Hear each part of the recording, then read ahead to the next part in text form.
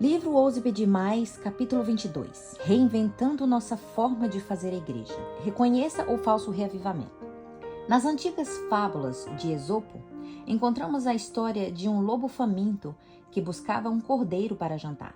Vez após vez, esse lobo se aproximava de um rebanho que era reconhecido e afugentado. Desanimado, perturbado e cada vez mais faminto, ele finalmente pensou em um plano muito brilhante. Tirando o tapete de pele de cordeiro da tia loba do chão, enrolou-se nele e começou o seu caminho.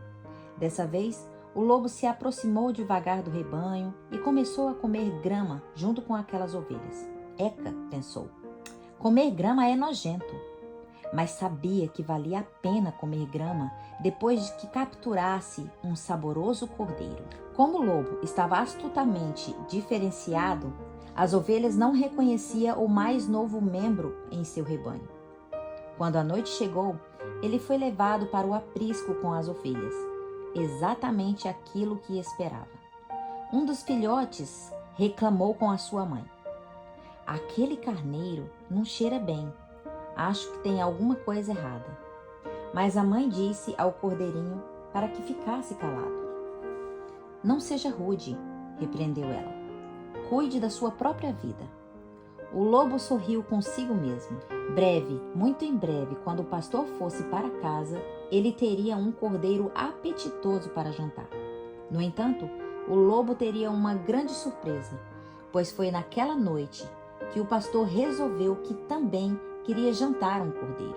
E identificando o que parecia ser o maior cordeiro do rebanho, o pastor tirou exatamente o lobo do aprisco. Podemos até dar risada da reviravolta dessa história, mas na verdade essa fábula não é cômica. O apóstolo Paulo escreveu aos líderes da igreja de Éfeso: "Atendei por vós e por todos o rebanho sobre qual o Espírito Santo vos constituiu bispos, para pastoreardes a igreja de Deus, a qual ele comprou com o seu próprio sangue. Eu sei que depois de minha partida entre vós penetrarão lobos vorazes, que não pouparão o rebanho." Atos 20, 28 e 29. Cristo advertiu: "Acautelai-vos dos falsos profetas, que se vos apresentam disfarçados em ovelha, mas por dentro são lobos roubadores." Mateus 7,15. O tipo de profeta aqui descrito professa ser cristão. É óbvio que eles têm uma forma de piedade e parecem estar trabalhando pelo bem das almas. Mas suas doutrinas, além de levar o pouco à complacência e a fazer concessões espirituais, também os conduzem para longe da verdade. Ao falar sobre esses falsos profetas em pele de cordeiro, Paulo continuou advertindo os cristãos: "Se na verdade, vindo alguém, prega outro Jesus que não temos pregado, ou se aceita o Espírito diferente que não tendes recebido, ou o Evangelho diferente dos que não tendes abraçado, tais são falsos apóstolos, obreiros, fraudulentos, transformando-se em apóstolos de Cristo. E não é de admirar, porque o próprio Satanás se transforma em anjo de luz. Não é muito, pois os seus próprios ministros se transformaram em ministros de justiça, e o fim deles será conforme as suas obras." 2 Coríntios 11, 4, 13 a 15. É importante reconhecer falsos mestres, mestres que nos dão um novo tipo de fogo e um novo tipo de evangelho. E a passagem bíblica acima nos explica. Agora analisemos mais o que está acontecendo no cristianismo atual.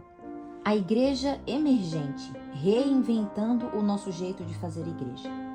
O termo emergente significa simplesmente recém-formados ou proeminentes. Por isso é usado para um pensamento popular que hoje molda a boa parte do cristianismo moderno ou pós-moderno.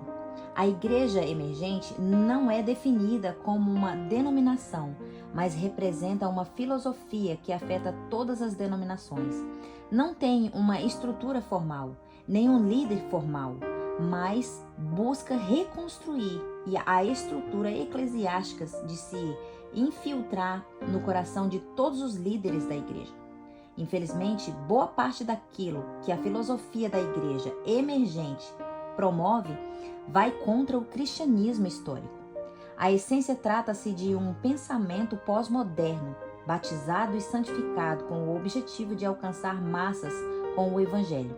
Ele diz: achamos um jeito de fazer a igreja do passado muito obsoleto, amarrado em excesso à Bíblia e às doutrinas específicas, e por isso exclui demais outras pessoas que necessitam ouvir o evangelho. Por isso, vamos mudar a abordagem e estilo. Necessitamos ser mais abertos e amorosos, julgando menos as práticas que não aprovamos. Devemos nos misturar mais às pessoas, assim como Jesus fazia. Embora a revolução radical, que tenta mudar a nossa forma de fazer igreja e adaptar a religião para o século XXI, possa parecer inofensiva e nobre, a igreja emergente está baseada no fundamento falho e instável de que qualquer coisa é suficiente. Você está bem? Eu estou bem. Todos nós estamos bem. Então, vamos misturar tudo. Esse evangelho é fogo aceso por seres humanos, promovido pela igreja emergente. Está atraindo milhões. Muitos não têm limites. Não há, mas pode. E não pode bem definido, preto no branco. Tudo se resume ao amor e à aceitação. Embora certamente seja necessário haver um calor humano e o amor dentro de nossas paredes, o problema é que tudo agora ficou cinza. O que Deus realmente pensa ou diz não importa mais. Nós nos tornamos centro de tudo. É claro que esse fundamento é extremamente perigoso, pois os cristãos pentecostes que creiam na Bíblia como nós, é perigoso porque essa colaboração entre os diferentes fés leva ao relativismo. Nenhuma verdade ou base bíblica absoluta, conforme debatemos anteriormente. Universalismo, a crença de que todos os seres humanos serão salvos a despeito de suas crenças e de seu estilo de vida. Sincretismo, a união total entre todas as fés, mesmo entre aquelas que parecem contraditórias. Para muitos, a beleza dessa filosofia é justamente a ausência de absolutos e verdades objetivas, uma vez que todas podem estar certos e ninguém precisa ser ofendido. Será que esse evangelho é o que a Bíblia ensina? O propósito da espada de 2 gumes da palavra de Deus, Hebreus 4:12, em vez de cortar e penetrar o nosso coração, convencendo-nos do pecado, seria, na verdade, fazer um carinho cálido e amoroso nas costas. Realmente, isso tudo é algo muito sério. Está mesmo acontecendo no mundo, mas não é algo bom.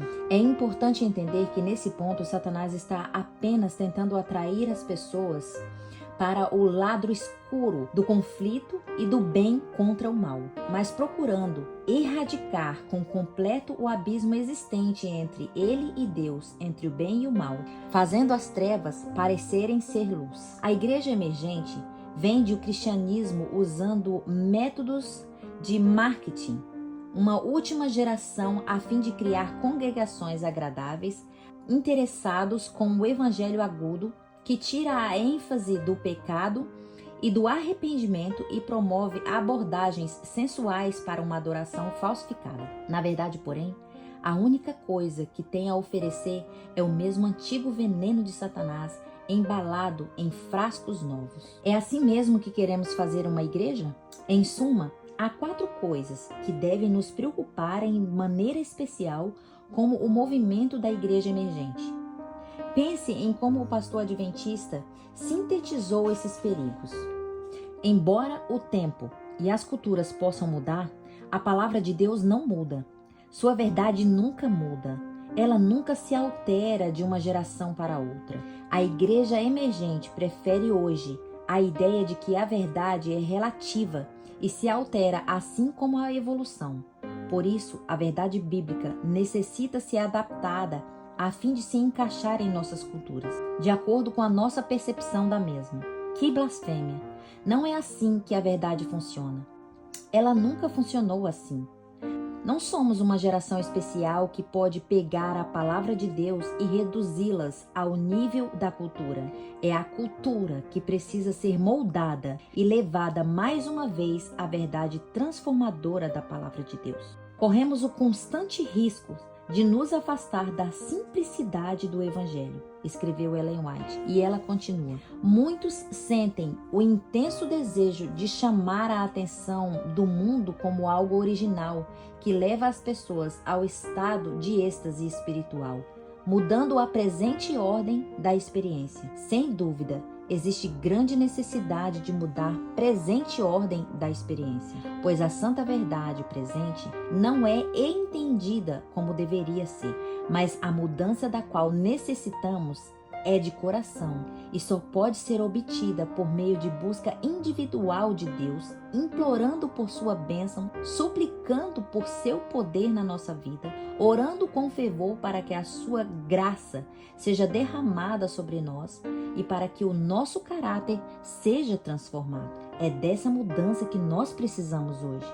É para alcançar essa experiência que devemos dedicar energia perseverante e manifestar fervor manifesto de todo o nosso coração. Há tempo demais, os adventistas têm sido especialistas em teologia e doutrina bíblica, sem desenvolver uma caminhada pessoal íntima e diária com Cristo. Precisamos de uma mudança no coração. Necessitamos de uma experiência autêntica e real no nosso coração. Não de uma mera pretensão para proteger a nossa reputação respeitável. A mudança de coração da qual necessitamos ocorrerá ao cavarmos mais fundo a palavra de Deus e por meio de uma entrega maior do coração aos desejos e a ordens de Deus. A inspiração nos diz: os obreiros de Deus devem obter uma experiência muito mais profunda. Se entregarem tudo a Deus, eles atuará poderosamente por eles. Quando os servos de Deus, com o zelo consagrado, cooperarem com os instrumentos divinos, o estudo de coisas que existe neste mundo será mudado, e logo a terra receberá o seu rei com alegria.